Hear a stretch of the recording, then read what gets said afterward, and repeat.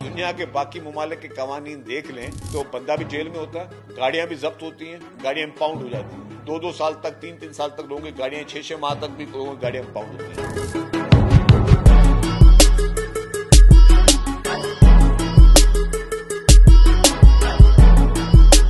Traffic चालान का जो है हुकूमत सिंध ने शुरू किया है और उस पर कुछ सियासी पार्टियां जिनका हमेशा मकसद जो है कि जी ना काम करना ना करने देना है,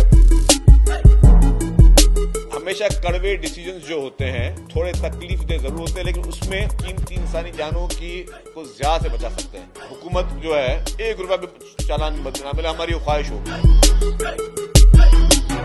ताकि लोग अपने ट्रैफिक कवानीन की इस तरह की पासदारी करें कि जी एक तो लोगों का टाइम बच सके, क्योंकि जब आप ट्रैफिक कवानीन की पासदारी नहीं करते हैं टाइम का जाया होता है, तो जब ट्रैफिक एक अपने फ्लो पे नहीं चालू होती तो फिर लोगों को डिले होते हैं, एक्सीडेंट्स भी तब होते हैं, लोगों की कीमती जानें भी तब जाया होती है। तो यही एक चीज है जो हुकूमत चाहती है। हुकूमत का कतन मकसद ये नहीं था कि हुकूमत ने कोई पैसा कमाने के लिए जो है वो ट्रैफिक चालान बढ़ाने थे।